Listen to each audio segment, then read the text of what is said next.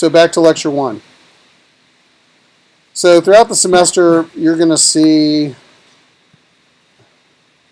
that we're going to cover 4 themes, which the book is kind of organized into these 4 themes, but this is what matters when it comes to value creation, right? So theme number 1, you only create value when you have a positive spread, okay? So that's the language which we'll use this semester. Spread is defined as the difference between ROIC and the cost of capital from a company, right? This is simple finance 101. IRR must be greater than R, right? That's NPV, right? If our IRR equals R, then we have NPV 0, right? The only way you have positive NPV is if the IRR is greater than the R. Well, the same is true in the real world, right? Except instead of using IRR, we'll use return on invested capital as a proxy for the IRR. And we'll use the weighted average cost of capital as a proxy for the R, right? And so investors over the long run are going to look at what the return on the invested capital is against the cost of capital, right? When we have a negative spread, we would have negative NPV, we would be destroying value. When we have a positive spread, we would have positive NPV, we would be creating value. That is fundamentally the most important thing when we do valuation. What McKinsey does that other firms do not is other firms tend to focus on NPV and cash flow. McKinsey knows that ROIC is a proxy for free cash flow, and so therefore they focus on spread when it comes to value. So that'll be one of our key cornerstones of value creation.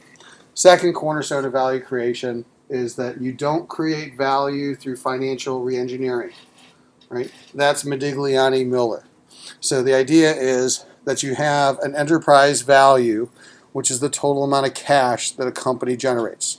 And it doesn't matter what your capital structure is, that amount of cash is not going to change.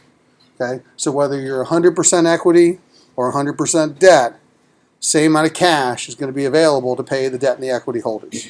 Right? That's Modigliani-Miller. So this capital structure does not change the enterprise value.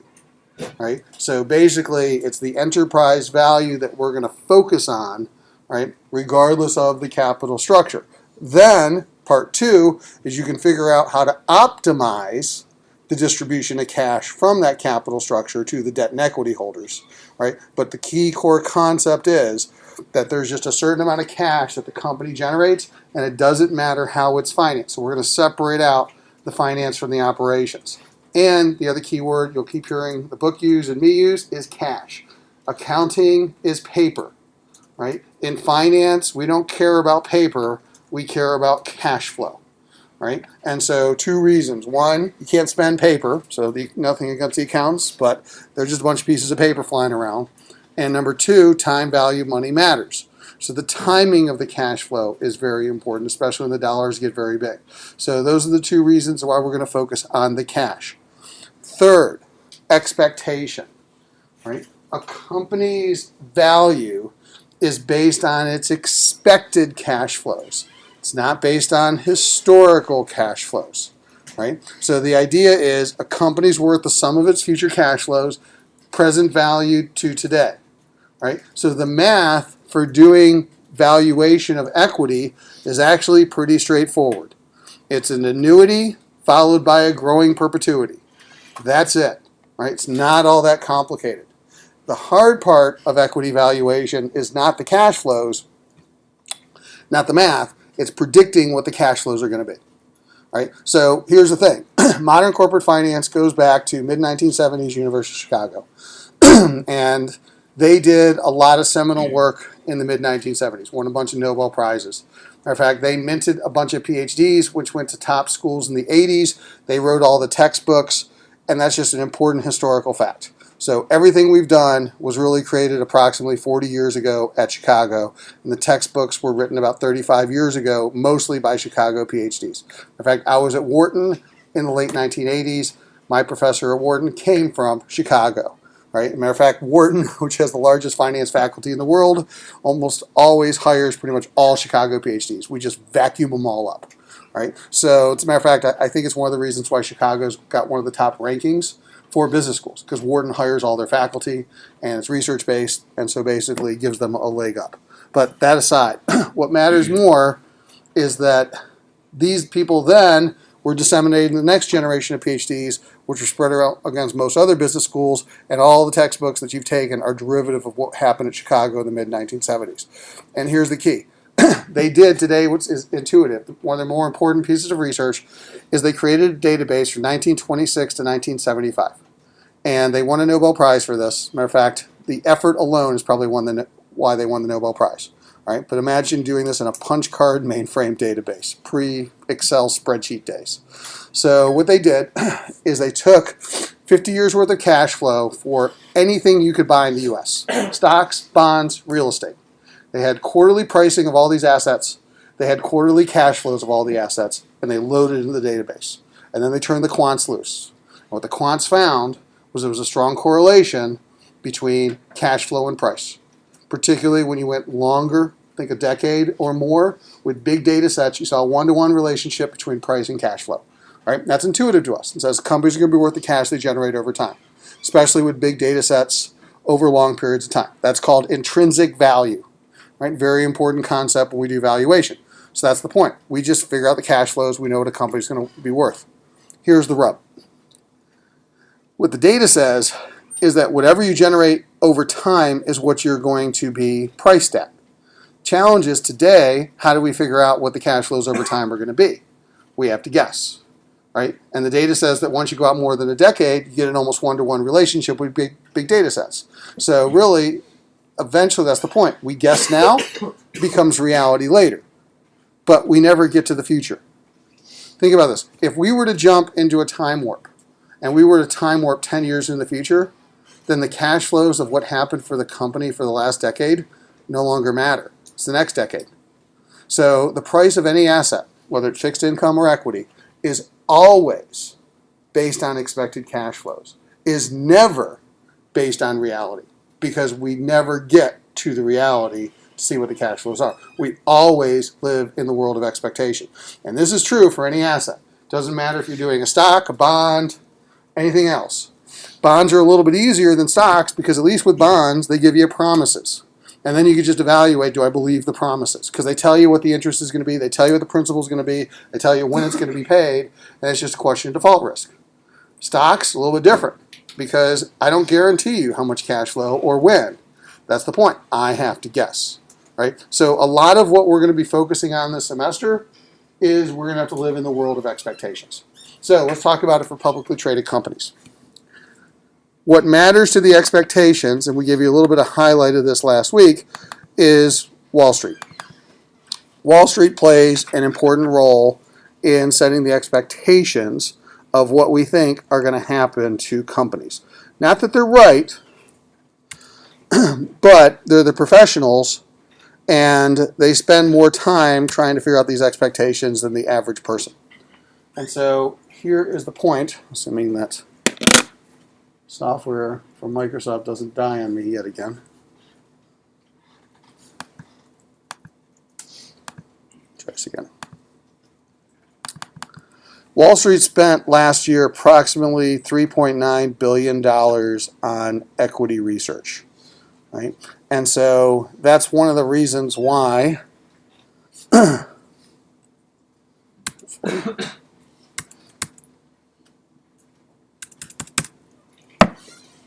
come on, Microsoft.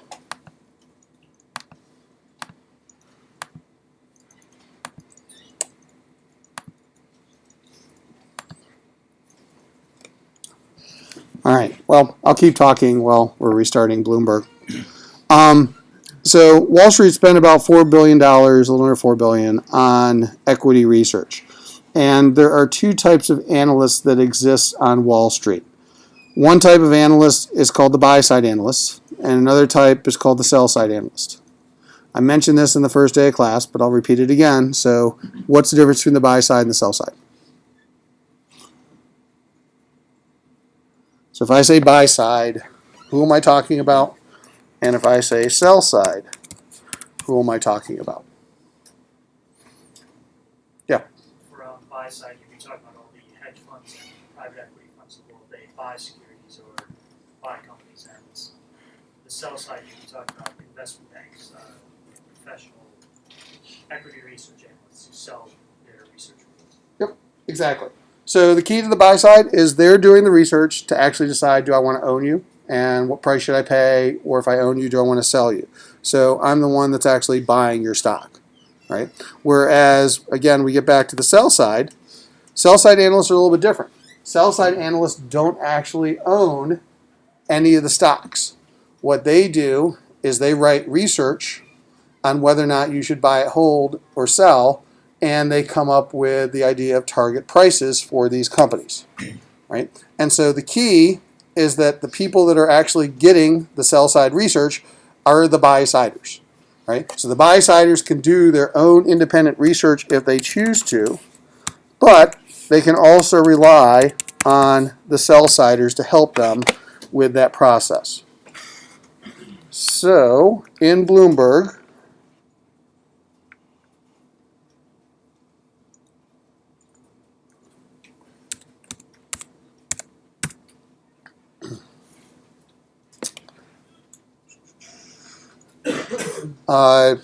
let's pick a company. I don't know, somebody give me a publicly traded company. It could be anybody. Exxon. Exxon? Okay. All right, so here's Exxon. What was it? Exxon. Did I change your name? Exxon I thought there's, for some reason, I thought the symbols. Oh, it was XOM. That was it. Wrong one. Wrong letter. All right, so here's ExxonMobil. Today they're trading at $75.70 approximately per share. So in Bloomberg, and this is again what Stas is going to cover on Wednesday, one of the more used features is there's a short code called holders, HDS, and this will tell you about the buy side. All right, so what Bloomberg is doing is it's aggregating from government filings in almost real time all of the disclosed information on who the major owners are of a publicly traded company. So we can see that on this list of companies, basically 52.95% of Exxon shares are going to be on this scrollable list, right, in order of shares, right? So again, one of the things you see is that for most companies, Exxon's actually pretty low. Most companies are in the 70 to 90% institutional owned if they're big publicly traded. So what we've done is we've put our hands into a few people that are buying on our behalf. And so that's the idea. It's not me going and buying 200 shares of Exxon. To be honest with you, nobody cares about that. It's not going to move the needle. It's the people that are buying million share blocks. Those are the ones that are really determining Exxon's share price. And so that's the idea, is that it's the Vanguards, the BlackRocks, the Bank of New York's, the Wellington Managements, etc., T. Rowe Price. These are the people that are having a heavy influence in Exxon's stock price. And one of the things you can see is that very recently there's been a lot of buying activity in Exxon, right? So again, if I look at what Vanguard's been doing, click on Vanguard. These are the funds within Vanguard that are buying Exxon. So I can see that, for example, here's the energy ETF. Here's the Wellesley Income Fund. So again, I'll go to this Wellesley Income Fund, and I can see under the holdings that it's a $39.5 billion fund. It's lost some value recently. They've been increasing their holdings in utilities. They've been decreasing their holdings in healthcare. They actually have a lot of different companies besides Exxon, but that's the point. They've been buying a lot of Exxon. They've been buying some Microsoft. They've been buying some Wells Fargo. They've been buying some Cisco. So one of the things that I can surmise by looking at some of their top holdings, which I can scroll down, is that basically I can see that they're buying what they probably perceive as undervalued companies, right? One of the things you can do, by the way, if you want to follow Warren Buffett is Berkshire Hathaway. To actually look Berkshire Hathaway up in Bloomberg, you don't have to be Warren Buffett to actually invest in stocks. You just copy everything he does, right? And as Stas will tell you, this is actually one of the most used screens in Bloomberg because one of the things people do is literally they'll get a job, come out of business school, they'll get a Bloomberg terminal, and they'll get hooked up in Connecticut with a little bit of capital, and then they'll just start trading. And then what you realize is you don't have to be a good trader. You just have to know who the good traders are, and you just copy them all day long. So a lot of their stock research is actually based on right here. I can just look at the filings, seeing the buys and sells of the big institutions, find out who's making money, just follow their strategy. So that's what the buy side is all about. But that's the key. These people are buying stocks to decide whether or not they want to own them and hopefully outperform the market over the long run. Sell side. Sell side, again, does not own stocks. They do what's called research. To see the sell side, you type in ANR. That's the code. Stands for Analyst Recommendations. And so the point is, these are the analysts, the sell-side analysts that are covering ExxonMobil, that are working for, as he said, what used to be called investment banks. So there are, 21 plus 6, 27 of them. 9 buys, 12 holds, 6 sells. Again, in Bloomberg speak, a buy is worth 5 points, a hold is 3 points, a sell is 1 point, the average is 3.22. So pretty much Exxon overall is a hold. All right, so the analysts are not expecting big things. Matter of fact, you can see target stock price for Exxon is $80. It's trading at around 76. So it's not a lot of upside. Usually a target stock price, you can see there, is what they predict should happen within 12 months. Right? So that's the idea of a target price. What's the price I expect the company to be trading at in 12 months? And then a buy or a sell is usually, if you can get 10 to 15% more than that, then you're a buy. Right, than the current stock price in 12 months. If you get 10 to 15% below that in the next 12 months, you're probably a sell. Somewhere in the middle, if you're just in the 10 to 15% plus or minus range, you're probably in a trading range. So you're probably going to be a hold. On a very simplistic level, that's how they think about the buy-sell holds.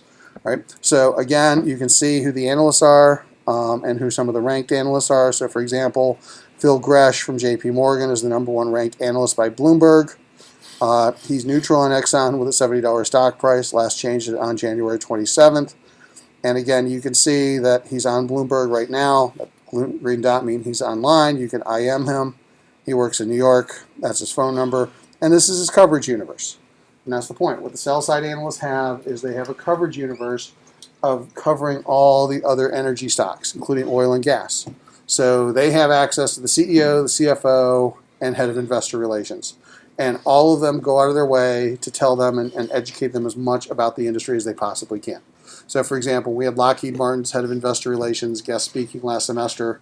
He said one of the things is one of the banks got a new analyst, didn't know anything about defense and aerospace. So Lockheed Martin actually educated him. They set up their own little education curriculum to teach the sell-side analysts all about defense and aerospace. They helped him create a spreadsheet. They gave him financials. They gave him all sorts of documents and explained why certain things were important, because it's so important that these guys really understand what's going on, or women. And here's the thing. Sell-side analysts not only talk to Exxon, they talk to Chevron. They talk to, as you can see here, ConocoPhillips. They're talking to others. And they're talking to the senior leadership of all these companies. And so again, as I said last class, I'll mention today, what makes them so valuable is the fact that they are really getting an intersected worldview that nobody else gets. Like the senior leaders of these companies don't get to talk to everybody else. Right? The buy-siders just don't have time to talk to everybody. The fact that the sell-siders are talking to everybody simultaneously and they can aggregate information makes them extremely valuable. Right? So again, what the sell-siders do is they set target stock prices and they forecast financials. And they don't actually own your stock. Matter of fact, they don't make money unless the stock trades. Right? Because it's all going to be commissions on trading with them and their services. So here's the point. EEO. This will be one of the most heavily used screens that we'll use in Bloomberg. EEO, EE stands for Earnings Estimate, O, Overview. These are the consensus estimates, annual and quarterly. Right? So these are the projections currently for Exxon. Right? So when they release their earnings, and their earnings release is coming up real quick for December 31st, 2015, this is what's been expected. Red lines mean it's been trending down recently. But again, the analysts upload their spreadsheets. It's average. The average is called the consensus. You can see what the consensus is by hovering over this. Right? And so again, 9 analysts predicted, actually 10 predicted sales. 1 was a mathematical outlier. You can see the range, but this is what the market is looking for. So here's the point. If I'm forecasting sales, margin, and free cash flow on an annualized basis, and I know a discount rate, then I can price the company. So that's the point. These professionals are establishing a baseline for the cash flows that are expected. And not that anyone has a perfectly clear crystal ball, but this is kind of the wisdom of the market at work here. It's the wisdom of the sell-side analysts talking to these companies, talking to the buy-siders, understanding the industry, that are making the initial predictions for the cash flows. And that's where we start. So somewhere plus or minus around that is what the market is expecting. And so that's the idea. So here's why you can't beat the market. The reason you can't beat the market is because in the short run, you're playing an expectation game. It's as simple as that, right? So you might as well go to Vegas and bet on blackjack, right? Because that's the point. You're gambling, right? You are gambling if you're playing the market for the short run because it has nothing to do with the intrinsic value of the stock, right? The intrinsic value is the guesses of the cash flows, right? We're never going to get to see what that intrinsic value is. So what happens is the price today is based on the future guesses. Well, every time we get new information, then those guesses change. When the guesses change, the stock prices change. So that's the point. In the short run, if you're a trader, you're playing the expectation games. A company could actually report a loss, and their stock price could go up. How could that happen? How could a company report a loss and see a stock price go up? Yeah. If it's in line with the expectations, Yeah, but what would the expectation have been? that the company's going to report a loss. All right, they already expected to report a loss. They report, the expectation was that the company would report more of a loss. Exactly. So that's the point. If the company loses money, but it was already expected to lose money, and they lose less than we expect, then they're actually doing better. Right? Flip it around. You're Apple. You report the best quarter in world history. Right? No company has ever done better than Apple in a period of 3 months. The stock price goes down because, again, it had nothing to do with this quarter. It has to do with the expectation of the future. People are like, oh, no matter how good this is, we thought it would be even better. So I priced you as if it was going to be better. I realized I got to reprice you. And so that's the point. That, by the way, is why I'm having you do stock track. Right? Stock track, if you're going to win in the next 3 months, is about understanding expectations and understanding how expectations can change and, in a way, doing a little bit of gambling of your teams. Because what you need to do, if you're really going to bet and trade in the short run, you got to know what the expectations are. You got to know what's going to change them, and then you got to make some guesses about what you think is going to happen to those expectations. If you're good at that, then you'll have a good chance at winning stock track. Otherwise, you know what? My sister likes to go to the horse track sometime, and when she goes to the horse track, she picks horses because she likes the color of the horse's jersey or the jockey's jersey or the look of the horse, and that's why she buys it. Buys a little $2 ticket. And every now and then she wins. Well, you could also do that in stock track, so that will be your choice. But stock track is to really understand the expectation game that goes on in the short run. You have access in real time through these terminals to a world of expectations that the average investor does not.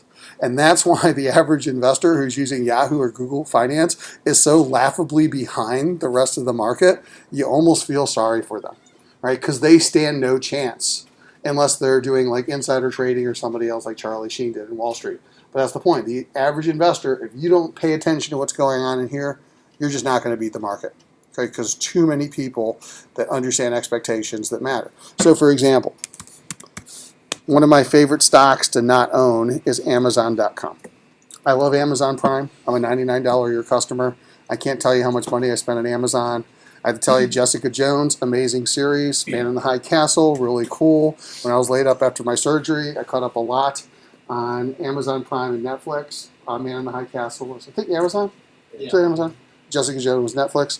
But the point is, Amazon has been down recently, right? Matter of fact, if you look at Amazon stock price and you look at it in the last month, you can see that Amazon's been down pretty heavily in the last month. And so what I've been telling people about Amazon is Amazon, which is worth, just DES, description, another key screen you're going to use a lot in Bloomberg. Today they're worth $270 billion. Right? Amazon is worth $270 billion with a B. That's their market value of their equity, assuming they have no debt. Okay? Now, let's go to the earnings estimates. Right. Their free cash flow, company's worth some of their free cash flows, it's pretty respectable. $10 billion a year, going up to $20 billion a year. Okay. So let's start at $10 billion a year. Let's say that their cost of capital is around 10%. Okay. And we'll give them a long-term growth rate. Matter of fact, the OECD just said the U.S. long-term growth rate's around 2% now. They've adjusted from 3% for the U.S. to the long-term growth rate of 2% for the U.S. So they said we're going to grow slower than we did for the last 50 years. So, long story short, let's say Amazon, which eventually sells goods and services, which are the stuff that's tied to the economy primarily, little cloud stuff. I don't know. Let's grow them at 4%, okay, per year, forever, growing perpetuity. So, cash flow divided by R minus G. R is 10, G is 4, bottom denominator 6%. Starting out with, matter of fact, I'll use next year's cash flows. EEO. Next year's free cash flow is $12 billion, 2017. So $12 billion. Make this bigger. $12 billion divided by 0.06, which is the 10.1 minus the 0.04 for a long-term growth rate. That gives me a market value of $200 billion. And Amazon today is worth 270. So the point I want to make on a very simplistic level about Amazon, they're already priced to perfection, right? So their share price already assumes all of the future upside is already in the current price. If they stumble at all, you could see a lot of downside. So here's the thing. Amazon almost doubled last year. Last 12 months, almost doubled the stock price. Is it going to double again? Is Amazon going to be worth $540 billion, which is the value of Apple and Google almost? Is that going to happen anytime soon? What would the cash flows have to be for Amazon to double? Right? That's intrinsic value. And I'm telling you, eventually these sync up. And that's the point about these institutions, is that if Bezos does not get more cash flow soon, it's going to be hard to justify going even higher with Amazon stock price. And by the way, this $270 billion was over $300 billion a couple weeks ago. Because that's the point, is that if you just do the math for intrinsic value, you're going to come up with a price for Amazon somewhere in the low 200s. It's going to be harder to get it over 300, and now people are starting to adjust their expectations, right? So again, in the short term, people buy Amazon because they think it's really cool, right? But then eventually the pros come in and they can exploit that. So I'm just telling you, there's a lot more downside to Amazon than upside to Amazon. So again, I'll be a customer, I won't be a shareholder. Now, we haven't done too much analysis to fully flesh this out. That's what we're going to learn how to do. But I'm just telling you, you start to learn the feel of the industry, you start to develop some rules of thumbs, you can start to identify firms that are under or overvalued. Hence, stock track. Right? Now, let's keep going. Back to point number 4. Here's the other reason I have a problem with Amazon. It's called competitive advantage. Over the long run, the only way that you create value is you have to beat your cost of capital. And in order to beat your cost of capital, you need to have some form of competitive advantage. Right? So that's the other thing that's going to be key. Does a company have competitive advantage? And more importantly, for how long? Competitive advantages do not last forever. Right? So the historical definition of competitive advantage is adapting. The historical definition of competitive advantage was called the moat theory. The idea is I build a moat around my castle. Scary, protective moat, keep people out. I have patents, I have intellectual property, I have exclusive marketing engagements, I have size advantages, I'm a monopoly, whatever. Right? Keeps people away, allows me to make excess returns. But here's the problem with the moat theory. What if nobody cares about your castle anymore? 2007.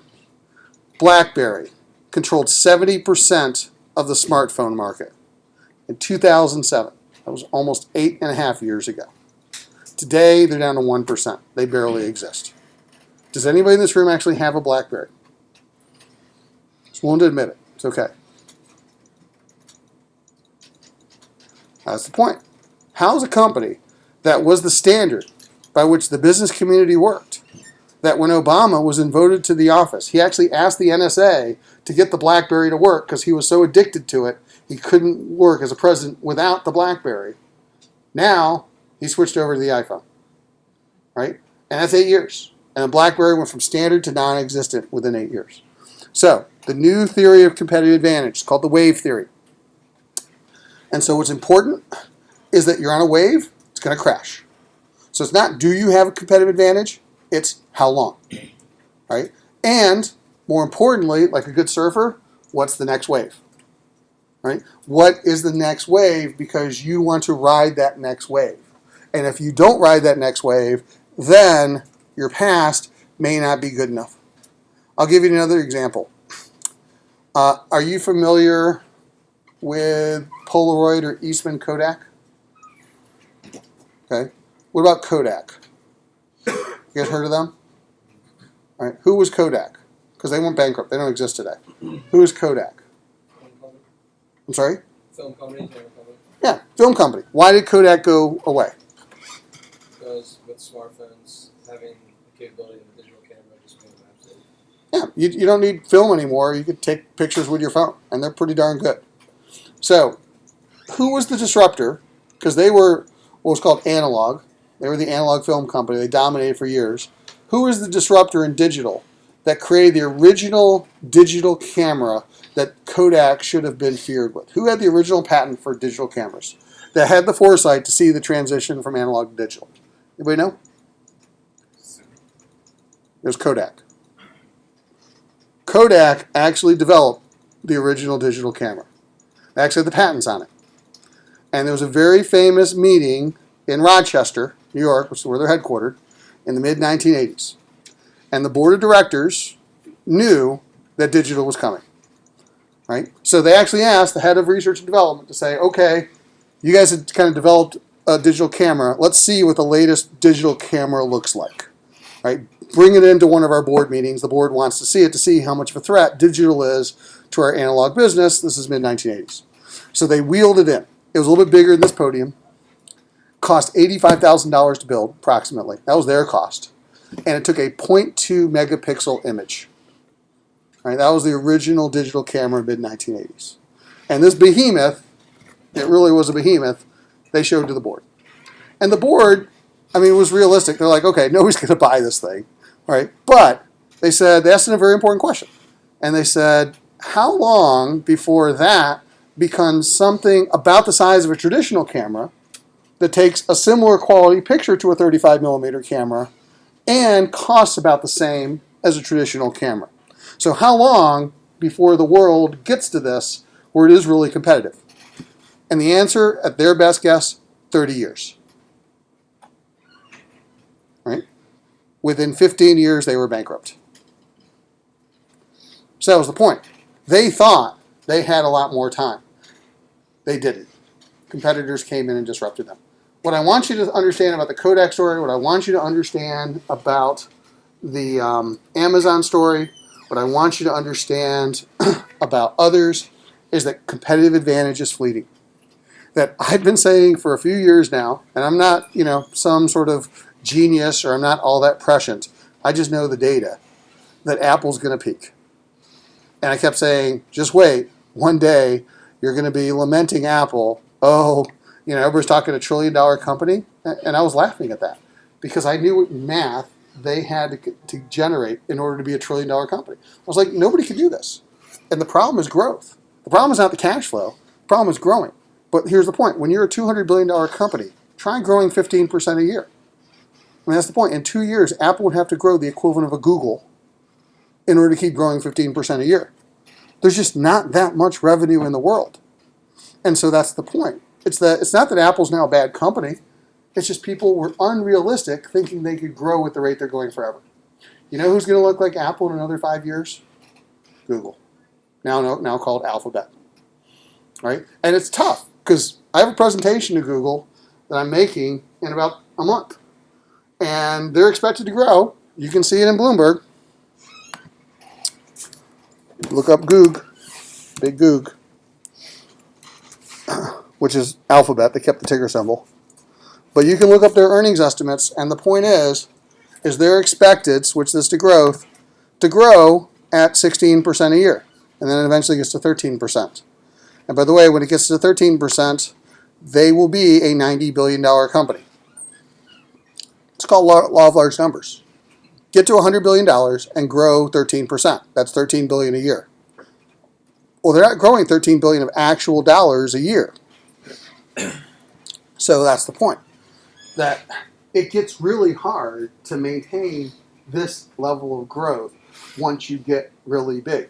Yet we price people as if their growth rate doesn't slow down, right? That's exploitable, right? That's essentially one of the challenges we run into finance, is that we have to understand that companies don't maintain it forever, right? And that's very important. They talk about it in the book chapters this week.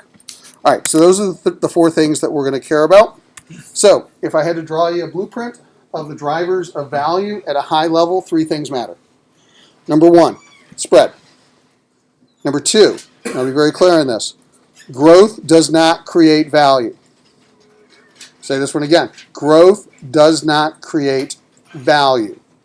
Growth is the accelerant to value. It's like throwing gasoline on a fire. If you have a good return and you grow it, you create value exponentially. If you have a bad return and you grow it, you destroy value exponentially. So it's the growth spread combination that matters. And third, sustainability. How long can you maintain the growth? How long can you maintain the spread? You're not going to maintain it forever. We just got to recognize that. Things regress towards the mean. So that's the biggest part that people really struggle with in their financial models, is that third piece, is the sustainability aspect. Is that we tend to assume spreads last forever. We tend to assume growth rates last high forever. And that's how people get overvalued until we realize we were wrong. All right. So, in the interest of time, because I'm thinking about your homework assignment today, I want to define some terminology. All right. So, this is a hypothetical company on this slide. Makes $100 million of what's called no-plat in the book, no-pat for the rest of the world. All right, since I often talk to the rest of the world, I use the rest of the world term called no-pat. But no-pat and no-plat are interchangeable. Net operating profit less adjusted taxes, net operating profit after tax. It's your operating profit after tax. Right? Because again, what we don't care about is capital structure. What we want to know is how much cash does the operations generate, and what's going to be available to pay the debt and the equity holders. So you have two choices of what you can do with your profit at a very high level. You can either reinvest it, put it back in the business to sustain and grow, or you can pay it out. Right? Dividend, interest payment, principal on debt, buy back your stock. Those are your two choices. Right? One of those is called the reinvestment rate or the investment rate. So it's the percentage of the profits that are reinvested. The other is called the payout rate, percentage of the profits that are paid out. These two rates add up to 100% of the profits. Right? Reinvestment and payout add up to 100%. Therefore, 1 minus payout is reinvestment. 1 minus reinvestment equals payout. Okay? Because it's the percentage of the profits. These are the only two things you can do with your profits. So, let me define two more terms. One, what's called the sustainable or organic or growth rate, G, which is going to be very important in our models, and something called free cash flow. So let's say that this company, which is making $100 million and reinvesting $50 million, has a 10% ROIC. It's made 10% in the past, make 10% in the future. Just keeping the math simple. So following that, if they reinvest $50 million at 10%, they'll have $5 million in new profits. $100 million becomes $105 million because they get $5 million in the new investment. Nothing changes about their underlying business. They keep making 10%. So next year they'll have $105 million in profits. They'll grow at 5%. Now that's kind of mechanically how we would forecast the growth. Let me show you the shortcut for G. G, growth in profits, equals the investment rate times the ROIC. If your reinvestment rate is 50% and your ROIC is 10% of 50 says that I can sustainably grow at 5. That's why it's called the sustainable growth rate. Right? To grow above 5 means I need external capital, or it means I need to get inorganic growth, non-organic growth, I need to do an acquisition. Right? So, or I need to raise my savings. Right? So basically, this is the rate I can grow with internally generated funds sustainably over time. That's why it's often called the sustainable growth rate. And this is the growth in the cash flow of the business. That's the G in the free cash flow divided by R minus G equation. This is actually how it's derived. But what I want you to understand is 2 things drive the G.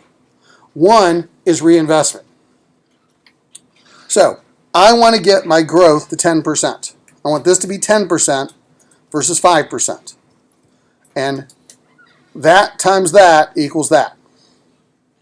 So, how do I get this to be 10? What are my 2 options? What's option A? You're going to increase the reinvestment rate To what?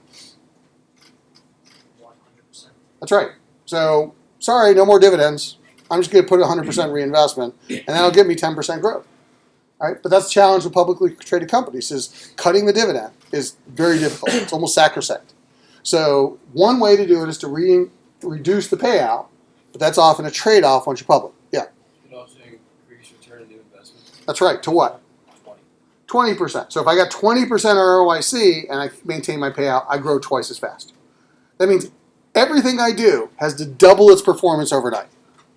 Again, really, really hard to do, but that's something I could aspire to. By the way, that's why companies aspire to improve their ROIC. But let me come back to this. So here's the point. ROIC is related to growth. If you have a great ROIC, you can sustainably grow faster and you don't need other people's money. If you have a terrible ROIC, you really can't grow very fast, so all that growth requires external capital. So ROIC is to some degree related to your ability to grow. So that's the point. The poor performing companies, nobody wants to lend to them. They're not having a lot of value. And in order to grow, because their ROIC is so low, to get that growth, they need a lot of capital to go through that business. Google and Apple don't have to borrow money because of their high ROIC. So I'll show you exactly what I mean. So go back to Bloomberg. What is Google's payout rate? Well, DPS stands for dividends per share. Right now, Google doesn't believe in paying anything out. So by definition, what's their reinvestment rate? 100%. So therefore, it's their ROIC is their sustainable growth rate. Right? Now, we'll use sales growth as a proxy for growth in cash flow. It's not the same, but we'll often look at those directly in the marketplace. So what is Google's growth rate? Sales growth rate, next few years. 16% average? Okay, so next question. What is Google's ROIC? Well, in Bloomberg, another screen is called RV. That quickly allows you to compare people against competitors. Again, Stas will show this on Wednesday. And I can actually come in here and create a custom one, and I can actually look at something called the ROIC. And you don't have this, but it's called the operating ROIC. It's a custom field that you will be putting into Bloomberg because the standard field in Bloomberg does not do operating ROIC. It does traditional ROIC. The book explains the difference. But that's key McKinsey's process. Long story short, Google's operating ROIC is 31%. So, how fast can Google grow with existing resources? This is part B of the midterm exam, by the way. It'll be questions exactly like this. How fast can Google grow with existing resources? What is their sustainable growth rate? I just gave you the formula. Growth is reinvestment rate. What's their reinvestment rate? 100%. What's their ROIC? 31 and change. So therefore, their sustainable growth rate is 31 and change. Right? How fast is Google growing? Proxy?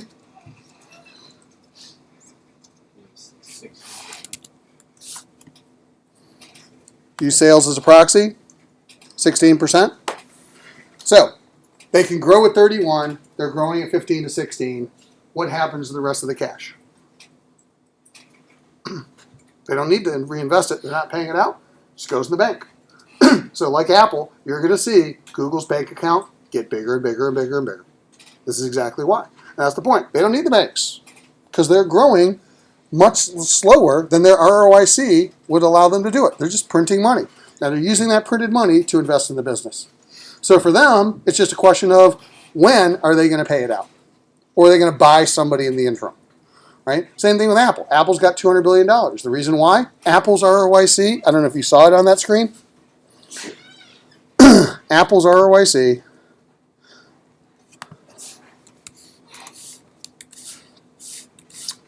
is 503%. Right? That's not a typo. That's their actual ROIC. 503% on an operating basis. It's ridiculous. Right? But here's the challenge. It's growth. If I look at the growth of Apple, here's now Apple,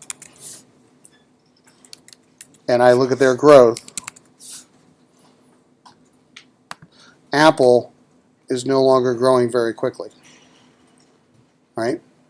So that's the point. You got Google growing at 13 to 16%, making 30%. You got Apple making 500%, but they're not growing. They're actually shrinking next year and then tepid growth thereafter because they're so damn big.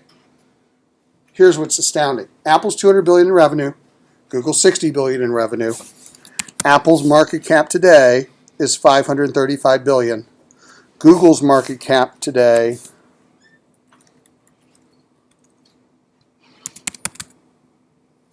is $521 billion. They're worth almost identical amounts. Apple's 3 times as big as Google. It's the growth return combination that's going to matter to the cash flow generation. All right? So again, here's the next key. The other thing we got to define is something called free cash flow. Company's not worth the sum of its future profits. Say it again. Company's not worth the sum of its future profits.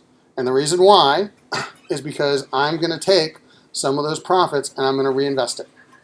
Right? Buy a car, brand new car, right off the lot. Keep it for 10 years. Don't do any maintenance. And I will tell you, that car will not make it 10 years. So at a minimum, you got to do some maintenance to get the car to last 10 years. Right? Same thing with a company. A company can't do no maintenance. It can't do no maintenance CapEx. It can't do maintenance of buildings. The company will fall apart. So companies can't pay out their profits because they got to take some of the profits and just maintain what they got. And if they want to grow, they got to take some of the profits and throw it towards growth. So the value of the company is not the profits. The value of the company is something called free cash flow. Free cash flow is defined as profit after reinvestment. And that's the challenge. Accountants don't give us that number. Accountants give us profit. And what we need to really understand the cash flow available to be paid out is free cash flow, a finance term, profit after reinvestment. And so the challenge is we have to calculate it ourselves. Right? And by the way, free cash flow is the theoretical payout rate of the business. Right? And that's the key word, theoretical. Because if it's truly free, I can pay it out. For Google and Apple, they're just aggregating a bunch of cash they haven't yet paid out. But when I value them, I assume that they will.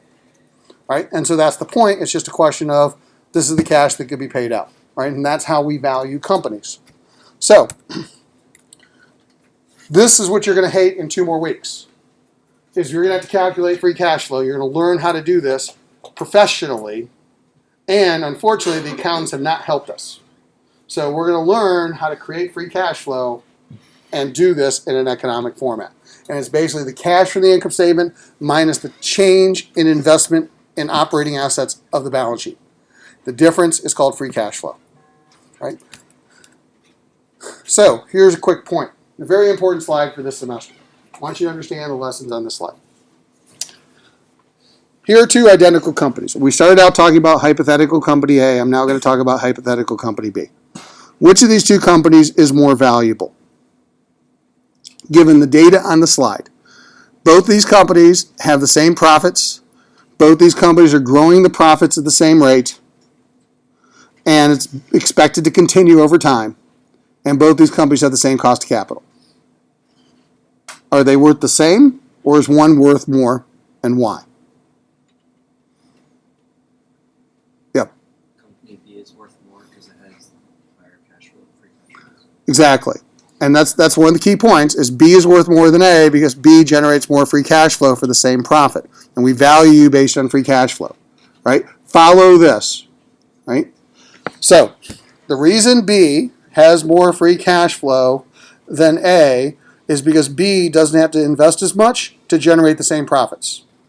The reason it doesn't have to invest as much to generate the same profits, it's better at what it does and has a higher return on investment. ROIC of B is 20%, ROIC of A is 10%. This is the most direct way I can show you that ROIC is a proxy for free cash flow. This is the entire McKinsey methodology on this slide. Free cash flow is hard, it's not reported by the accountants, and it's not well understood by the community. ROIC is easy, it's relatively straightforward for anybody to understand return on investment, and it will equal your free cash flow over the time. So McKinsey starts with ROIC, knowing it derives free cash flow. Everybody else starts with free cash flow, and nobody knows what the hell they're talking about, and they get to the same answer. That's the genius of McKinsey. They are doing free cash flow by doing ROIC. And that's the point. If you have a higher ROIC, you will generate more free cash flow, and here's the key word, for the same level of growth. Right? Because think about this. I don't have to spend as much in order to get the profits. Or if I invest the same because I get a higher ROIC, I will have a higher profit. In either case, I will generate more free cash flow. Right? So that's the key. At the same level of growth, higher ROIC equals higher free cash flow equals higher valuation. Here's the rub. What happens when the growth rates are different? That's Google and Apple. See, Apple has an absurdly high ROIC, but they're not growing it anymore. Google has a lower ROIC, but they're growing it substantially faster. So that's the point. Apple generates a lot of free cash flow, I'm using the same words, but they're not growing their free cash flow. Google doesn't have as much free cash flow, but the free cash flow is growing much faster. These two companies are now virtually identically valuable, right? And so that's the point. It's a combination of growth and return, growth and spread, that ultimately matters to value. And that's what we're going to learn how to analyze for a company, and these become the drivers that we have to focus on. Make sense? All right, so here's the point. Companies last forever, so we got to forecast their cash flows forever. That's at the bottom of this page. This is called the growing perpetuity model. Cash flow, which is free cash flow, divided by R minus G. So this is what McKinsey did to create what they call the key value driver formula, which is, again, in the reading of the book. So I'm just summarizing here. All right? Cash flow is free cash flow, and we know free cash flow is profit after reinvestment. Profit times 1 minus the reinvestment rate. We know sustainable growth is the investment rate times the ROIC. Therefore, the investment rate is the growth over the ROIC. This formula on the right-hand side of this slide is a growing perpetuity, just rearranged using the terminology that we defined earlier. They call that key value drivers. So here's the point. Number one, it's easier language to use with clients. Rather than talking about free cash flow, I can talk about growth and return. Number two, that ROIC is incremental ROIC for the future. One of the challenges with the growing perpetuity is it assumes that the internal rate of return on future cash flows equals the internal rate of return on previous cash flows. Translation, whatever you make now, you make forever. That is probably, in my opinion, the number one reason that companies get overvalued. Because you take a company like Apple and with their ridiculous 500% ROIC is, and you throw it in the growing perpetuity, and they always make 500% ROIC. It never goes down. Right? So that's the problem with growing perpetuities. Matter of fact, I could take a poor performing company like Exxon, and they have terrible ROIC at $30 a barrel oil. Well, guess what? The continuing value formula says they never improve that. So I will undervalue an Exxon. right? So the formulas that you are taught in finance classes that are used on Wall Street in the real world, the growing perpetuity is biased so that the past equals the future. So one of the things that the key value drivers does is it separates the past and the future. That ROIC is incremental ROIC for the future, which is different than historical ROIC. Now, it's one for the entire future of the business, but they do believe it is more representative. So here's the last thing, which ties into your homework assignment that I'll cover today. So we'll do company A, company B, and there are 4 parts to the equation, and I'm going to use the terminology here. So we have our NOPAT, we have our ROIC, so we have our growth, we have our ROIC, and we have our WACC. Based on that slide where I had the 2 companies, I said which one is worth more. This is the data. Both companies started out with 100 million of NOPAT. Both companies had 5% growth. Company A had a 10% ROIC. Company B had a 20% ROIC, and they both had 10% cost of capital. Using the key value drivers formula, which is this formula, I'm valuing these 2 companies. So, equals NOPAT times 1 minus G divided by ROIC divided by WACC minus G. Company A is worth $1 billion. Company B is worth $1.5 billion. There's something called a price to earnings multiple. What is the PE of company A? What would they trade at as a multiple of earnings? Well, this would be their price, right? The value. And this would be their earnings, their profit. They would trade at a multiple of 10. They would trade at a multiple of 15. ROIC is a proxy for free cash flow. Multiples are a proxy for free cash flow valuation. It's very hard to do a DCF. It's easy to do a multiple. They tell you the same thing. So you are going to create this file as part of your homework assignment, homework 1, and you're going to do a little playing around with it. So let's do a little quick simulation here in advance. I want the multiple of business A to go up. All right, that's my goal. I don't just want the value to go up. I want to become more valuable. I want people to pay more for my earnings. So, as business A CEO, I decide I'm going into faster growing markets. So I will sustainably grow at 6% when my competitor stays home and they only keep growing at 5%. So they're a US-based company. I go to Asia. Right? So what happens to the value of business A and its multiple now that I'm in longer-term, systemically faster growing markets? My G cranks up to 6% versus 5%. What's going to happen? What's going to happen to the value? What's going to happen to the multiple?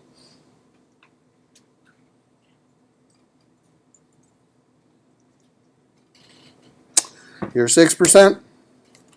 Here's 7%. That's per year, by the way. 8% growth. 9. Oh, wrong one. 9% growth. Let's start again. Here's 6%. Here's 7%. Here's 8%. Here's 9%.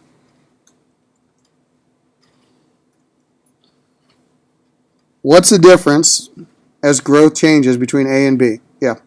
When you increase the growth on A, it doesn't change anything because the ROIC is equal to the weighted average cost of capital.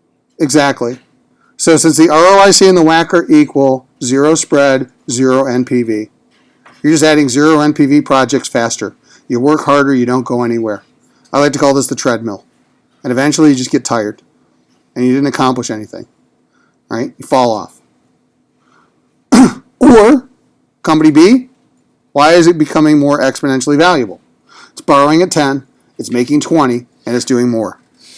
So let me flip it around. What's a high PE company? A A high PE company is a high growth, high spread company. What's a low PE company? It's a low growth, low spread company. So it's the growth spread combination that determines not only the value, determines how much I pay for it. In a way, it is unfair to compare Apple and Google because they're really at different stages of the life cycle. Google's still in the growth stage. Apple has essentially become a mature company. Right? By definition, mature companies don't have the growth. Their returns start to normalize. You have lower PEs. Right? Growth companies have higher PEs because they have high growth, high return combinations. So, here's the point. Who do you think has the higher PE, Google or Apple? Well, again, let's go back. Here's Google and Apple. And let's look today, and let's look at their PEs. And you can see today the PE of Alphabet, Google, is 26. The PE of Apple today is 10.5. It's not so hard to understand this. This is what's going on in the market. This is the insight that you really need to have when you start to understand companies. Yeah? Are there any high growth, low PE companies out there? Or does that just not exist? Well, what would cause, just tell me what would cause that to happen. High growth, low PE. So let me give it this way. Let's reset. Here's high growth. So let me go back to 5 and 5. What if you have a negative spread? Then you crank up your growth. So what you're really saying is, are there fast-growing companies that have negative spreads? There's a few of them. And those companies get in a lot of trouble real fast. Because it chews up so much cash to grow, and they have to constantly be getting it from the outside, that unless investors want to fund that, they quickly lose patience, and then they run into trouble. So you're right, there could be a few, but there's not that many. Right? Now here's the nice thing. In Bloomberg, you're going to learn on Wednesday how to use the equity screening tool, so you could actually go and tell me who these people are. All right? Final one I want to show you, expectation game. Look at company B. I'm Coca-Cola. I announced to the world, you know what? People have woken up and decided sugar is bad for you. Right? So therefore, they're buying and drinking less Coke. They're now drinking things like water, unless you live in Flint, Michigan. All right? So here's the thing. What Coke basically said is we're going to grow sustainably at 4% versus 5% going forward. That's our new target for growth. It's going to lower, but we're going to whack $1 billion of cost out because we don't need to spend as much marketing and have as many people if we're not growing as fast. So we'll maintain our returns and our margins, but we're going to grow slower. What happens to the stock price and PE of Coke? And by the way, this is exactly what happened to Coke about a year ago. What happens? This is the expectation game I talked to you about with repricing. I price you as if you're going to grow at 5 and make 20. I realize I was too aggressive. I have to reprice you growing at 4. You're worth less. Your multiple comes down. Expectations. That's why I play such a key role.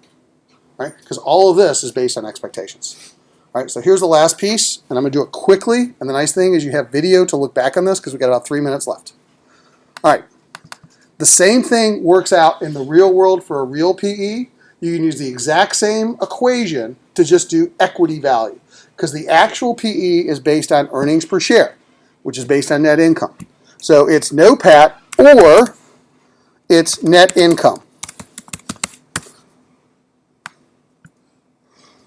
And specifically, adjusted net income, which means I take out non-cash items that the accountants throw in, and I just look at the cash net income.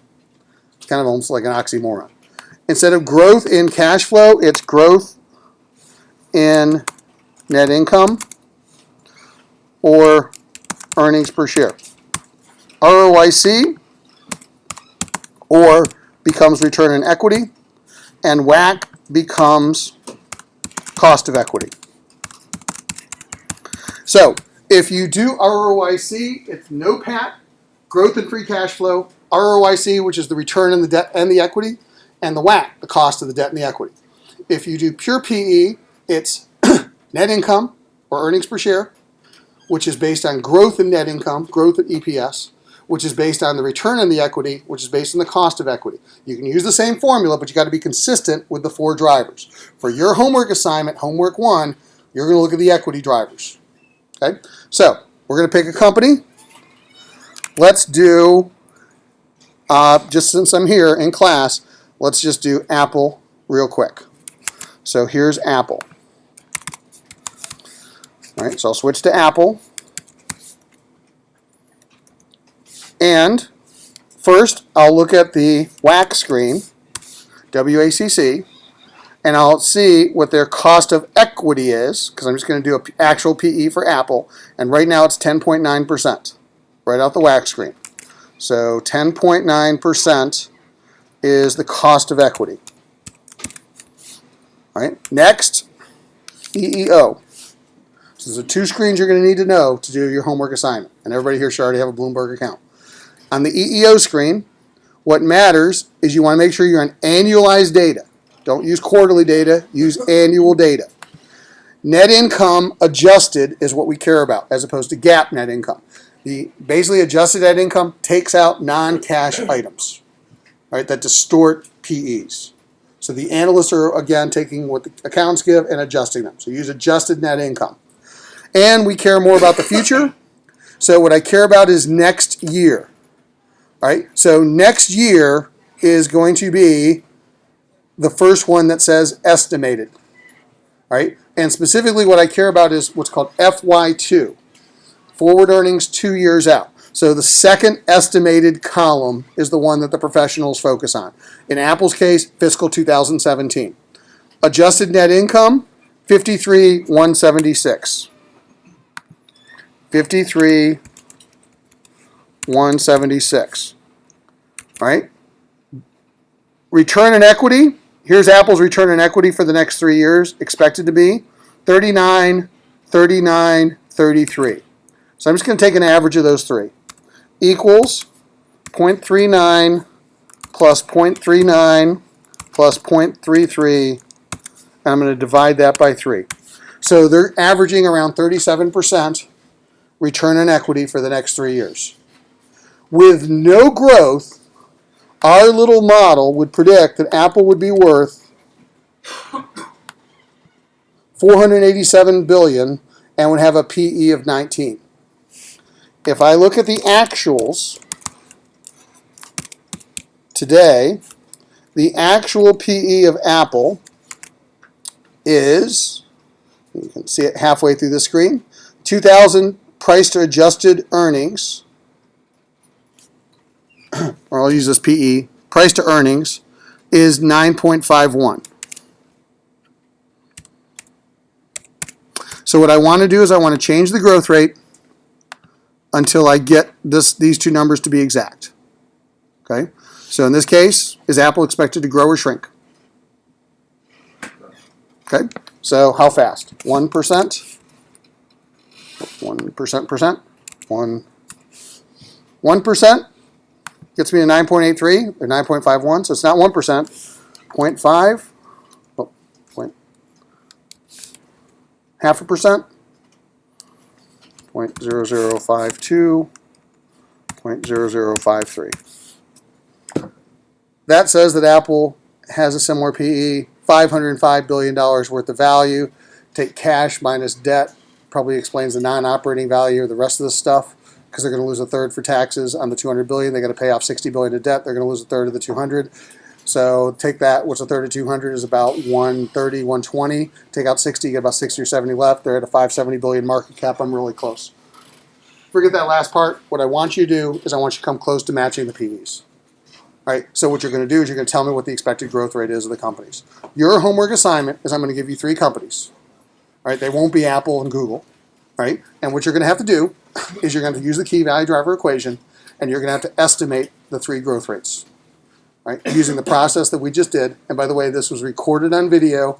I'm going to post this on YouTube, and the link will be off the homepage by the time you log in today at 3 o'clock to check out homework 1. Make sense? Do end of day on Wednesday, so you can also ask Stas if you struggle with this on Wednesday during class. He can help you get back to the screens, but all this has been recorded and will be posted on YouTube. And we will discuss this a week from today, on Monday. Okay? Have a good day. So we're probably changed around